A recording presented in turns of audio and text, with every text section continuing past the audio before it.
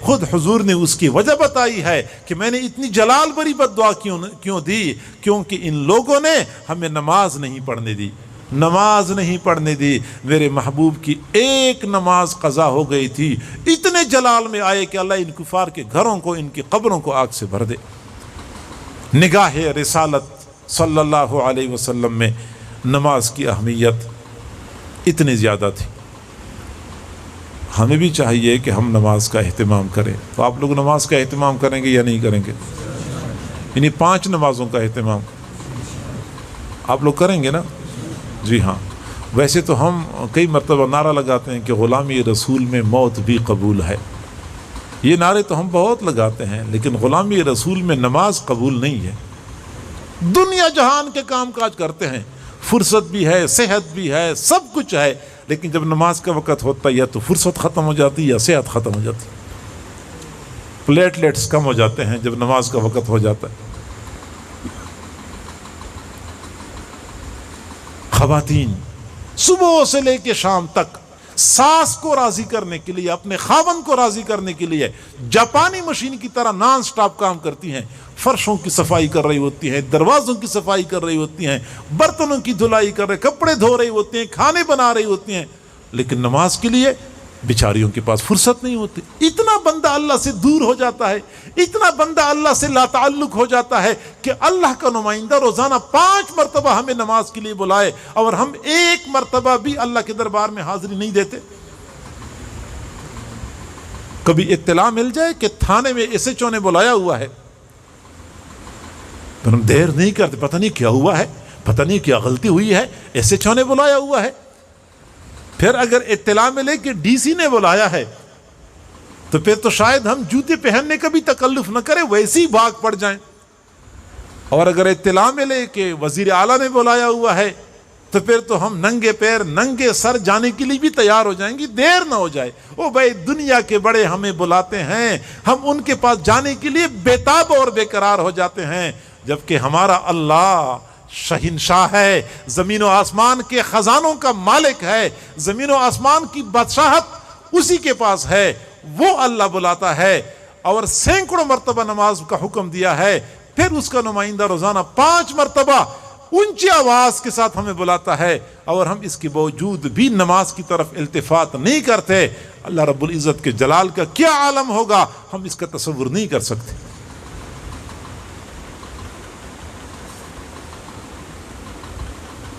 اور میں اگلی بات کروں میرے بھائیوں کہ ہم بہت گناہگار، بہت برے ہیں، اللہ سے بہت دور جا چکے ہیں۔ نہ ہماری زندگی میں اخلاقیات نام کی کوئی چیز ہے، نہ اعتقادات ہماری ٹھیک ہیں، نہ معاملات ہماری ٹھیک ہیں، ہر لحاظ سے ہم کھوکھلے ہیں۔ لیکن میں یہ بات کروں کہ کم از کم ہم نماز پڑھا کریں، کیونکہ نماز وہ واحد راستہ ہے جس پہ چل کے بندہ اپنے پیارے اللہ کے ساتھ سلو کرتا ہے۔ امام احمد بن حنبل رحمۃ اللہ علیہ فرماتے ہیں کہ ایک مرتبہ سفر کر رہا تھا تو ڈاکوؤں کے ہتھے چڑھ گیا، تو ڈاکوؤں نے مجھ سے پیسے لیے، آگے نماز کا وقت تھا تو نماز کے لیے کھڑے ہو گئے، تو میں نے وہ ڈاکوؤں کے سردار سے پوچھا کہ ادھر لوگوں کو لوٹتے ہو، ادھر پھر نماز پڑھتے ہو؟ تو کہنے لگا ہاں برا تو میں بہت ہوں، لیکن اللہ کی طرف جانے والے تمام دروازے میرے بند ہو چکے ہیں، میں چاہتا ہوں کہ یہ ایک دروازہ کم از کم بند نہ ہو، یہ ہمیشہ کے لیے کھلا رہے، پتہ نہیں کسی وقت میرے دل میں تبدیلی آ جائے اور میں اسی دروازے سے چل کے اپنے اللہ تک پہنچ جاؤں، میں یہ دروازہ بند نہیں کرنا چاہتا۔ امام احمد بن حنبل رحمۃ اللہ علیہ فرماتے ہیں پھر 3-4 سالوں کے بعد میں حج کرنے گیا ہوا تھا، میں نے دیکھا وہی ڈاکو تھا جس نے غلاف کعبہ کو پکڑا ہوا تھا، زاروں قطار رو رہا تھا، آنکھوں سے موٹے موٹے آنسو گر رہے تھے۔ میں سمجھ گیا کہ وہ جو ایک دروازہ اس نے کھلا چھوڑ دیا تھا، شاید اسی دروازے سے اس کو اللہ کا وصل نصیب ہو گیا ہے۔ کم از کم یہ دروازہ تو ہم بند نہ کریں اپنے اوپر۔ میں صرف سمجھانے کے لیے عرض کرتا ہوں کہ ہم میں سے کوئی بندہ سود لینے والا بھی ہوگا، خدا نخواستہ کوئی بندہ بدکاری والا بھی ہوگا، اعوذ باللہ، اور اسی طریقے سے ممکن ہے کہ ہم دوسروں کا حق دبانے والی بھی ہوں، بیٹیوں کا اور بہنوں کا حق دبانا یہ تو ہمارے معاشرے کے اندر ایک عام معمول بنا ہوا ہے، لیکن کم از کم یہ ایک راستہ ایسا ہونا چاہیے کہ جب ہمارا جی چاہے تو ہم اسی راستے پہ چل کے اپنے اللہ تک پہنچ جائیں۔ میں کئی مرتبہ دوستوں سے کہا کرتا ہوں کہ میرے بھائی ہم گناہوں کو چھوڑ دے، ہم گناہوں کو چھوڑ دے، اور اگر ہم گناہوں کو نہیں چھوڑ سکتے تو کم از کم اتنا کر لیا کریں کہ روزانہ 5 مرتبہ اللہ کے دربار میں حاضری دینا یہ اپنے اوپر لازم رکھیں۔ اس کا فائدہ کیا ہوتا ہے؟ فائدہ اس کا یہ ہوتا ہے کہ ان نمازوں کی بدولت کبھی تو پھر بندے کو حقیقی تعلق اللہ کا نصیب ہو جاتا ہے۔ جب کوئی بندہ فجر کی نماز پڑھتا ہے اور پھر گھر مسجد سے باہر نکلتا ہے، پھر 6 گھنٹے 7-8 گھنٹے اللہ کی نافرمانی میں گزارتا ہے، غفلت میں گزارتا ہے، لیکن جو ہی ظہر کی اذان ہوتی ہے تو یہ بندہ سارے کام کاج چھوڑ کے مسجد کا رخ کرتا ہے۔ جب یہ مسجد کی طرف جا رہا ہوتا ہے تو اس کی زبان تو کچھ نہیں کہہ رہی ہوتی، لیکن اس کا دل کہہ رہا ہوتا ہے کہ اللہ میں بہت گناہگار ہوں،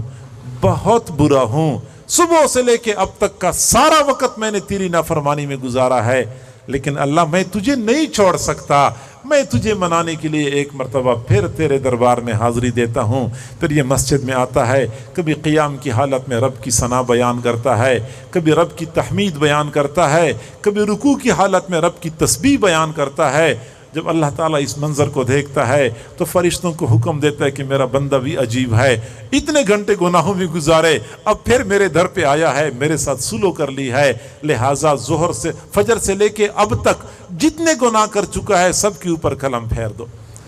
قلم پھیر جاتا ہے، گناہ معاف ہو جاتے ہیں۔ یہ ظہر کی نماز پڑھ کے واپس چلا جاتا ہے، ظہر سے لے کے عصر تک 2-3 گھنٹے پھر اللہ کی نافرمانی میں گزارتا ہے، اور جو ہی عصر کی اذان ہوتی ہے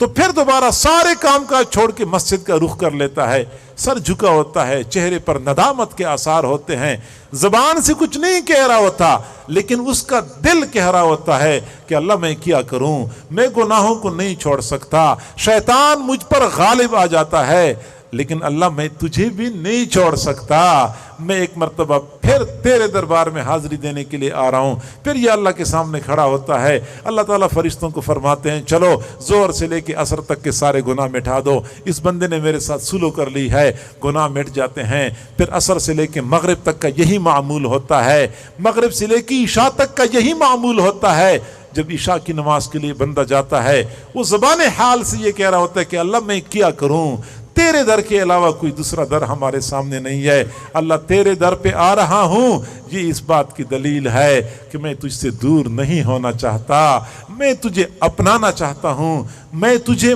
منانا چاہتا ہوں۔ اس جذبے سے جب وہ عشاء کی نماز میں پہنچ جاتا ہے، اللہ تعالیٰ فرشتوں کو فرماتے ہیں کہ دیکھو تو اس بندے کو کہ نہ گناہوں کا سلسلہ چھوڑ سکتا ہے، نہ مجھے چھوڑ سکتا ہے، کیوں نہ میں اس کو اپنے مقربین میں شامل کر لوں۔ اللہ تعالیٰ کی ایک رحمت کی نظر پڑتی ہے، وہ بندہ اللہ کے مقربین میں شامل ہو جاتا ہے۔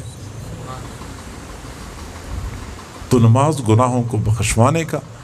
گناہوں کو معاف کروانے کا سب سے زیادہ مؤثر ذریعہ ہے۔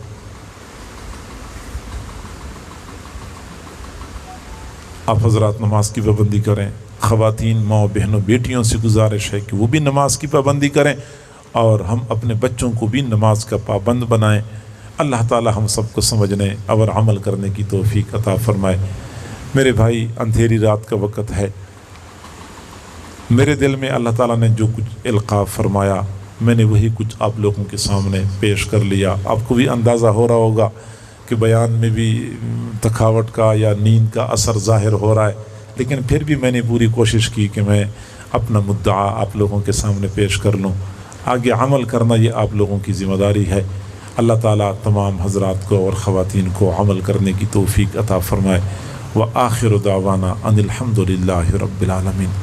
ابھی ہم دعا کریں گے، لیکن دعا سے پہلے تھوڑی دیر کے لیے آپ حضرات مراقبہ کر لیں، اپنی آنکھوں کو بند کر لیں، اپنے سروں کو جھکا لیں۔